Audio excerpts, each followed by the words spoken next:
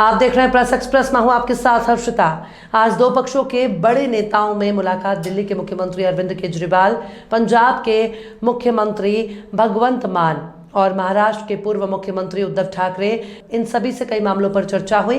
देश में चल रही राजनीति और महाराष्ट्र में जिस प्रकार की राजनीति हो रही है उसको लेकर यह मुलाकात मुंबई के मातोश्री में हुई। इस दौरान पत्रकारों को संबोधित करते हुए केजरीवाल ने कहा कि देश में गंभीर हालात बने हुए हैं।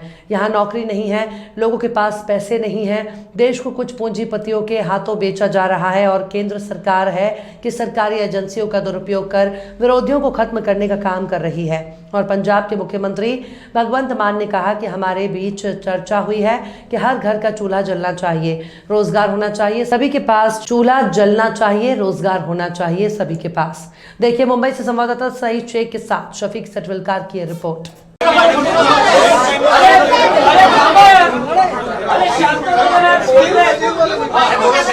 शुरू करते हैं हम लोग, शुरू करते हैं। शुरू करो। आज मुझे खुशी है, अरविंद जी आए हैं, मान साहब आए हैं, आपके राज्यसभा के मेंबर जी, इनका मैं स्वागत कर रहा हूं। और क्यों आए अलग बताने की आवश्यकता नहीं है। बहुत दिनों से हम मिलना चाहते थे और बीच में मैंने जैसे कहा कि पूरे देश में से जो प्रमुख नेतागण हैं वो संपर्क करना चाहते हैं, कर भी रहे हैं। मेरी बात हो रही है और अपने देश को अधिक मजबूत बनाने के लिए हम मिलकर क्या कर सकते हैं, यही हमारे बीच में एक जो विचारधारा कहते हैं वही विचारधारा है कि देश को अधिक मजबूत कैसे बनाया जाए। खैर, मैं तो हमेशा आपके साथ बातें करते रहता हूँ, आगे भी करूँगा, लेकिन मैं अरविंद जी को कहूँगा, विनती करता हूँ कि अरविंद जी आप आए हो, आप बताइए। सब लोगों को मेरा नमस्कार।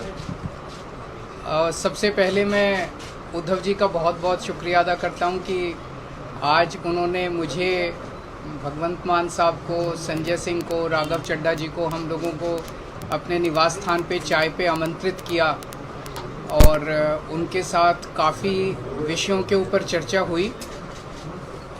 उद्धव जी से मिलने का मेरा बहुत दिनों से मन था। खासकर कोरोना के दिनों में मुझे याद है कि जब कोरोना पीक पे था उस वक्त हम सब लोग एक दूसरे से सीख रहे थे और जिस तरह से उद्धव जी ने और उनकी सरकार ने बॉम्बे में और पूरे महाराष्ट्र में कोरोना को कंट्रोल किया वो बहुत काबिले तारीफ़ था। और मुझे ये कहने में बिल्कुल भी संकोच नहीं है कि हम दिल्ली के लोगों ने बॉम्बे से और महाराष्ट्र से बहुत कुछ सीखा। इनकी कई सारी प्रैक्टिसेस होती थी जो कि बहुत अच्छी थी, जिनको हम दिल्ली में अपनाते थे, दिल्ली में हम उसको लागू करते थे। सो बहुत दिनों से मेरी इच्छा थी इनसे व्यक्तिगत तौर पे मिलने की और आज मुझे व्यक्तिगत तौर पे इनसे मिलने का, पूरे परिवार, आदित्य जी से मिलने का, पूरे परिवार से मिलने का सौभाग्य प्राप्त हुआ। और हमने बहुत सारी चीज़ों के ऊपर चर्चा भी की। आज देश के जो हालात हैं उनके ऊपर हमने चर्चा की। आज देश का युवा जो है वो बेरोज़गारी से बुरी तरह से त्रस्त है। पढ़ लिख के लोगों को, बच्चों को नौकरी नहीं मिल रही है। बड़े बड़े उनसे वादे किए गए थे कि 2 करोड़ नौकरी देंगे, 4 करोड़ नौकरी देंगे, बच्चों को नौकरियां नहीं मिल रही हैं और युवा जो है दर दर की ठोकरें खा रहा है। लोगों के घर का खर्चा नहीं चल रहा, इतनी महंगाई हो गई है, इतनी ज़्यादा महंगाई हो गई है कि लोगों को अपना आमदनी बढ़ नहीं रही है और लोगों का खर्चे बढ़ते जा रहे हैं, चीज़ें महंगी होती जा रही हैं। जिस तरह से मौजूदा केंद्र सरकार कुछ चंद पूंजीपतियों को फ़ायदा पहुंचाने के लिए एक तरह से पूरे देश को गिरवी रख रही हैं, सारे देश के संस्थानों को बेचती जा रही हैं। अब एक बहुत बड़ा आज सुनने में आया कि LIC जो है वो LIC भी अब धीरे धीरे घाटे में जाने लगेगा। करोड़ों करोड़ों लोग, जिन लोगों ने अपनी पूरी जमा पूंजी LIC के अंदर जमा कराई थी, उन लोगों का क्या होगा। इन कई सारे विषयों के ऊपर चर्चा हुई, देश के गंभीर हालात के ऊपर चर्चा हुई। हमारा देश तभी आगे बढ़ेगा जब हम एक दूसरे से सीखेंगे। हमें एक दूसरे से लड़ना नहीं है, हमें एक दूसरे से सीखना है। इस देश की जितनी भी समस्याएं, उन सारी समस्याओं का समाधान कहीं ना कहीं देश के अंदर है, पर यह है कि हम आपस में मिलते नहीं हैं, आपस में चर्चा नहीं करते हैं। तो मुझे बहुत अच्छा है कि उद्धव जी से आज चर्चा हुई बहुत, और हम इसको अब आगे मिलते रहेंगे और इस रिश्ते को और आगे लेके जाएंगे। मैं मान साहब से निवेदन करूंगा वो भी 2 शब्द बोलें। आवाज आएगी।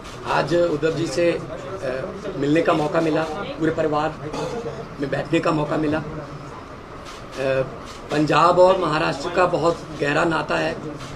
आज़ादी के संग्राम में भगत सिंह पंजाब से थे तो राजगुरु ऊना से थे, तो वो इकट्ठे देश के लिए आज़ादी के लिए लड़ाई लड़ रहे थे। तो वीर सूरमाओं की भूमि है महाराष्ट्र, और चंद्रशेखर आज़ाद के लिए लड़ रहे थे।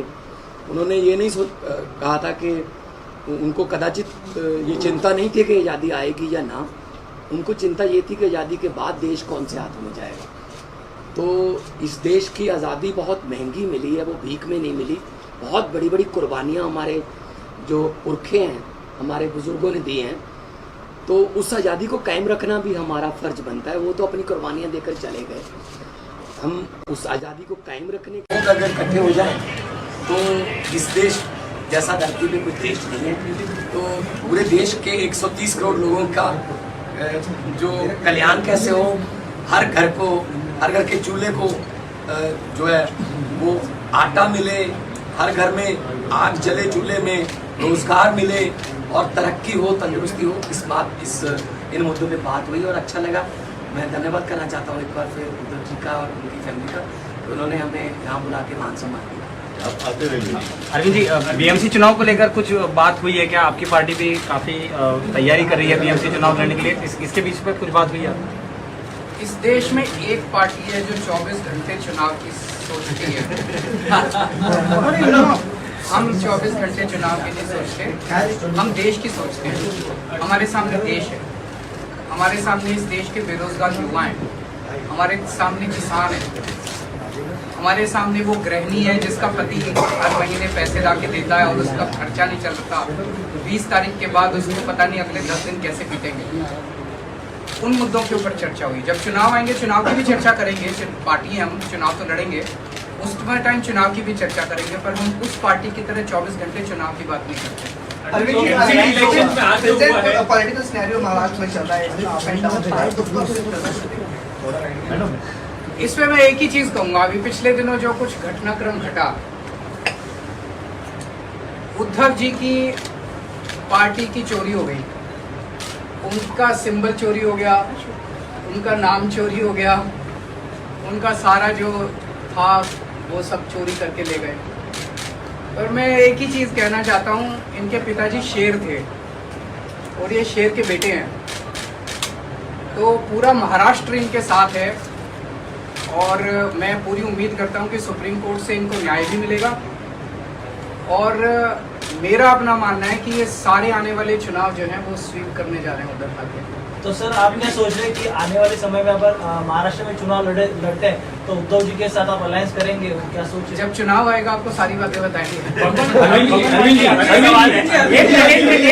इलेक्शन को लेकर के आज बहुत कॉलेज देखने को मिला है फिर से, और कई फाइल भी होगा, इस तरीके की खबर आई स्टैंडिंग कमेटी इलेक्शन। मैं क्या बताऊँ, ये तो आप उनसे पूछिए। गुंडागर्दी के सिवा उनको कुछ काम नहीं आता। अगर वो इतना देश की जिम्मेदारी उन लोगों को दी हुई है, अगर वो देश के बारे में सोचें तो देश बहुत तरक्की कर सकता है। चारों तरफ गुंडागर्दी, चारों तरफ ये, इससे देश आगे नहीं बढ़ता। हम आपस में क्यों लड़ते हैं? हम आपस में इतनी गुंडागर्दी क्यों कर रहे हैं ये लोग? भाई जब दिल्ली की जनता ने 134 सीट हमको दी, 104 सीट उनको दी, तो मेयर तो हमारा ही बनना चाहिए। 2.5 महीने से मेयर ही नहीं बनाया, डिप्टी मेयर तो हमारा बनना चाहिए, स्टैंडिंग कमेटी तो हमारी होनी चाहिए, बना ही नहीं रहे। रोज लड़ते हैं। बताओ, मेयर का चुनाव कराने के लिए अगर हमें सुप्रीम कोर्ट जाना पड़ेगा तो ये तो दुख की बात है। अरविंद जी, एक सवाल ये था कि विपक्ष के नेता लगातार आरोप कर रहे हैं कि सेंट्रल एजेंसियों का इस्तेमाल किया जा रहा है। दिल्ली का सिनेरियो, महाराष्ट्र का सिनेरियो, इस विषय पे आपकी उद्धव जी से कुछ गंभीरता से डिस्कशन हुआ है? देखिए, कायर लोग इस्तेमाल करते हैं। ईडी और सीबीआई और ये सारी एजेंसीज का इस्तेमाल कौन करता है? कायर लोग करते हैं।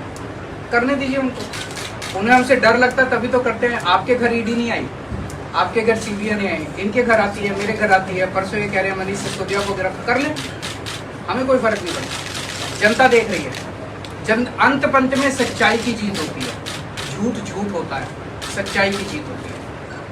भगवंत मान जी, आपसे सवाल है, जिस प्रकार से पंजाब में हिंसा हुई है, नारा को जो है वो हत्या कर लिया गया, उसके बाद वहां पर पुलिस वालों को भी पीटा गया, एक FIR नहीं रजिस्टर हुई है, क्या कुछ कहेंगे? देखिए, आप लोगों के पास यहाँ गलत सूचनाएं हैं। लॉ एंड ऑर्डर पंजाब में कंट्रोल में है, पंजाब पुलिस सक्षम है, और पंजाब का जो सोशल बॉन्डिंग है उसमें गोलियां भी चली 10 साल, बम भी फूटे, लेकिन पंजाब का जो भाईचारा है आपस में, वो लोग मिलके रहना पसंद करते हैं। अमन शांति वाला हमारा स्टेट है, और बहुत बड़ी बड़ी इंडस्ट्रीज अब वहाँ पे इन्वेस्ट करने लगी हैं, क्योंकि पहले किसी खास फैमिली के साथ MOU होता था, अब पंजाब के 3 करोड़ लोगों के साथ जो है वो MOU हो रहा है।